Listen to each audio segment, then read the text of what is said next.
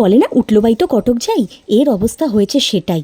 কোথায় বৃষ্টিতে বসে একটু ইলিশ মাছ ভাজা খাবো, তা না, করতে হবে বাটার গার্লিক, তাও আবার নাকি প্রন। সে হইল গিয়া ঘটি বাড়ির সল, আর আমি হইলাম গিয়া বাঙালির দল। দেখি জুড়ি মেলা তো ভার, এখনে আর কি, চলেন দেহি চিংড়ি মাছগুলোরে রান্না করি। সে এক রাস কাহিনী। বাড়িতে কি সবসময় চিংড়ি মাছ অ্যাভেলেবেল থাকে? ছিল ছোট ছোট চিংড়ি, সে দিয়ে কি আর বাটার গার্লিক প্রন হয়? কিন্তু কি আর করব, বায়না মেটাতে তাই সই। কেটে নিলাম কুচি কুচি করে পেঁয়াজ, একদম ফাইন চপ করে রসুন, একটু বেশি করেই এক্ষেত্রে আমি রসুন ইউজ করেছি। আর 3টে মতো কাঁচা লঙ্কা আমি একদম কুচি কুচি করে কেটে রেখেছিলাম, যেটা এখানে দেখতে গোটা লাগছে কিন্তু ওগুলো কিন্তু আমি ফাইন চপই করেছিলাম। আর নিয়েছিলাম একটু ক্যাপসিকাম, 2 রকমের, লাল আর সবুজ। তোমাদের কাছে ইয়েলো বেল পেপার থাকলে তোমরা সেটাও ব্যবহার করতে পারো। এইবার চিংড়ি মাছগুলোকে একদম মাথা লেজা ছাড়িয়ে বসে গেলাম ম্যারিনেট করতে। দিয়ে দিলাম ওপর থেকে সামান্য একটু নুন আর সামান্য একটু গোলমরিচ আর একটু লেবুর রস। আমার কাছে গন্ধরাজ লেবু ছিল তাই আমি ইউজ করেছি, তোমরা নর্মাল লেবু ইউজ করতে পারো বা লেবু অ্যাভয়েডও করতে পারো। দিয়ে ভালো করে মেখে নিলাম। আর ওপর থেকে দিয়ে দিলাম 1/2 টিস্পুন মতো ময়দা আর 1 টিস্পুন মতো কর্নফ্লাওয়ার, দিয়ে ভালো করে একটু ম্যারিনেট করলাম। এটাতে কিন্তু খুব সুন্দরভাবে বাইন্ড হবে আর চিংড়ি মাছগুলো একটু ফুলে ফুলে যাবে। যেহেতু ছোট চিংড়ি, কি আর করা যাবে, বাইন্ডিং করে নিলে একটু ফোলা ফোলা লাগবে, মুখেও পড়বে, খেতেও দুর্দান্ত লাগবে। এবার ভালো করে ম্যারিনেশন হয়ে গেলে 1 ঘন্টা মতো রেস্টে রেখে দেবো ঢাকা দিয়ে। এইবারে একটা প্যান গরম করতে বসিয়ে দিলাম গ্যাসের উপরে। একটু গরম হয়ে এলে তার মধ্যে দিয়ে দিলাম সাদা তেল, ওই 3 টিস্পুন মতো তেল আমি এখানে ইউজ করেছি। আর তার ঠিক পরেই এখানটাতে দিয়ে দেবো 1 টেবিল স্পুন মতো বাটার, যেটা কিনা আজকের রান্নার মেন উপকরণ। তো বাটারটা একটু ভালো করে গরম হয়ে এলে আর একটু গলে এলে ওর মধ্যে আস্তে আস্তে চিংড়ি মাছগুলোকে কিন্তু ভেজে নেব। যে চিংড়ি মাছগুলোকে ম্যারিনেট করে রেখে দিয়েছিলাম কিছুক্ষণ আগেই তোমরা দেখলে, আস্তে আস্তে সেগুলোকেই প্যানের মধ্যে দিয়ে দিলাম, দিয়ে ভালো করে একটু নাড়িয়ে চাড়িয়ে নিলাম।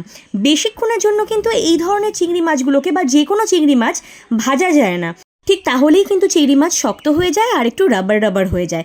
চিংড়ি মাছ কিন্তু শক্ত হলে একদমই খেতে ভালো লাগে না, একটু সফট থাকলে মুখে পড়লে তবেই কিন্তু টেস্টটা বোঝা যায়। আমি ওই ঘড়ি ধরে 20 থেকে 30 সেকেন্ড মতোই ভেজে নিয়েছিলাম, তোমরাও কিন্তু তাইই করো। চিংড়ি মাছ এর থেকে বেশি কিন্তু ভাজা যায় না। যাই হোক, মোটামুটি চিংড়িগুলোকে একটু ফ্রাই হয়ে আসলেই আস্তে আস্তে তুলে নেব একটা প্লেটের মধ্যে, দিয়ে বাকি ভেজিটেবলসগুলো ওই তেলের মধ্যে কিন্তু ঢেলে নেব। তো যতক্ষণ ভাজাভাজি হচ্ছে তোমরা একটু বলো তো দেখি তোমরা কোথা থেকে আমার ভিডিও দেখছো, আর তোমরা কারা কারা চিংড়ি খেতে খুব ভালোবাসো। বাঙাল হয়েছি তো কি হয়েছে, চিংড়ি মাছ কিন্তু দারুণ লাগে। বেসিক্যালি আমার কাছে বাঙাল ঘটি বলে সত্যিই কোনো ব্যাপার নয়, কারণ আমি হচ্ছে গিয়ে ফুডি। আমার সমস্ত খাবার টেস্ট করতে ভালো লাগে, খেতে আমি বড্ড বেশি ভালোবাসি। খুব একটা বেশি খেতে না পারলেও খাবার টেস্ট করতে আমার ভীষণ ভালো লাগে।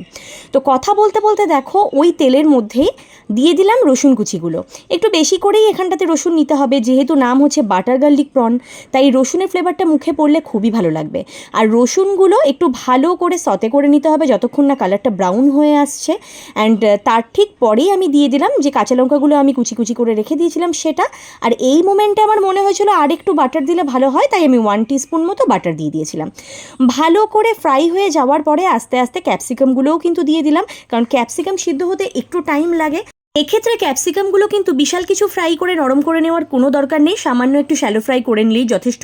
কারণ যে কোনো চাইনিজ আইটেমে ক্যাপসিকাম আর পেঁয়াজটা যদি একটু মুখে পড়ে খাবারের টেস্ট কিন্তু দুর্দান্ত লাগে। যতক্ষণ ক্যাপসিকামটা ভাজা হচ্ছে আমি একটা বাটির মধ্যে ওই 2 টেবিল স্পুন মতো কর্নফ্লাওয়ার নিয়েছিলাম, 2 টিস্পুন মতো কর্নফ্লাওয়ার নিয়েছিলাম, নিয়ে একটু সামান্য জল দিয়ে ভালো করে গুলে নিলাম, লাস্টে এটা কাজে লাগবে। দেখো ক্যাপসিকামগুলো মোটামুটি ভাজা হয়ে এলে আস্তে আস্তে পেঁয়াজগুলোও দিয়ে রেখেছিলাম। পেঁয়াজগুলো যেভাবে আমি কেটে রেখেছিলাম তাতে ভয় পাওয়ার কোনো দরকার নেই। এগুলো যখন গরম কড়াইতে পড়ে তখনই কিন্তু আস্তে আস্তে পেঁয়াজগুলো খুলে যায়। দেখো কি সুন্দর পেঁয়াজগুলো আস্তে আস্তে খুলে গেছে। একদম চাইনিজ আইটেমে যেভাবে পেঁয়াজ কাটা হয় আমি কিন্তু সেভাবেই আজকে পেঁয়াজ আর ক্যাপসিকামগুলো কেটে নিয়েছিলাম। তো এবার তার মধ্যে দিয়ে দিলাম 1/2 টিস্পুন মতো চিনি আর 1/2 টিস্পুন মতো নুন, যাতে পেঁয়াজটা একটু নরমও হয়ে আসে আর কালারটা একটু হালকা চেঞ্জও হয়ে যায়। ভালো করে নাড়িয়ে চাড়িয়ে নেওয়ার পরে লাস্টে চিংড়ি মাছগুলো ওর মধ্যে কিন্তু দিয়ে দিলাম, দিয়ে এবার সামান্য একটু সতে করতে হবে, কারণ দুটো আইটেমই কিন্তু ভালো মতো ফ্রাই করা আছে, ভেজিটেবলসগুলো চিংড়ি মাছগুলো, তাও খুব একটা বেশি এখন ফ্রাই করার আর দরকার নেই। এই মুহূর্তে ভালো করে নাড়িয়ে চাড়িয়ে নেওয়ার পরে আমি দিয়ে দিচ্ছি একটু সামান্য চিলি ফ্লেক্স, কারণ চিলি ফ্লেক্স যে কোনো খাবারের মানটাকে আরও বাড়িয়ে দেয়। ঝালের টেস্টটাকে বজিয়ে রাখে। তার ঠিক পরেই দিয়ে দিলাম সামান্য একটু গোলমরিচ, যেটা আরও খাবারের টেস্টকে দুর্দান্ত করে দেয়। এবার ভালো করে একটু ফ্রাই করে নেওয়ার পরে ওই আর কি যেভাবে খুন্তি দিয়ে আমি নাড়িয়ে চাড়িয়ে নিচ্ছি ঠিক সেরকমভাবে 2 মিনিট মতো ফ্রাই করে নেওয়ার পরে লাস্টে যে কর্নফ্লাওয়ারের ব্যাটারটা করে রেখেছিলাম সেটা ওর মধ্যে ঢেলে দিলাম। তোমরা যদি গ্রেভি আইটেম করতে চাও তোমরা একটু বেশি করেই দিতে পারো, কিন্তু আমি একটু মাখো মাখো করবো বলে আমি এইটুকুই পরিমাণ দিয়েছিলাম। ব্যাস, আজকে আমার গার্লিক প্রন একদম রেডি। এইবার লাস্টে আমার মনে হলো আরেকটু বাটার দেওয়া যেতে পারে, তো আমি আরও 1 টিস্পুন মতো বাটার দিয়ে দিলাম। বাটার আর গার্লিক কিন্তু এখানে ভরে ভরে দিতে হবে, কারণ যেহেতু জিনিসটা বাটার গার্লিক প্রন সব কিছুই পরিমাণের উপর ডিপেন্ড করে। কোনো কিছুই যে বেশি দিলে বা কম দিলে জিনিসটা খেতে ভালো হবে তা নয়, পুরো জিনিসটাই ডিপেন্ড করে পরিমাণটা মেনটেন করলে। যাই হোক, এইবার আমাদের একটা সার্ভিং প্লেটের মধ্যে বাটার গার্লিক প্রন নামিয়ে নিয়েছি। ওপর থেকে দিয়ে দিলাম সামান্য একটু গোলমরিচ আর দিয়ে দিলাম একটু লেবুর রস। একদম রেডি বাটার গার্লিক প্রন। এইবার তোমরা বলো কেমন লাগছে? হ্যাঁ, চিংড়ি মাছের অনেক আইটেমই হয়, আস্তে আস্তে সবই তোমাদের সাথে শেয়ার করব।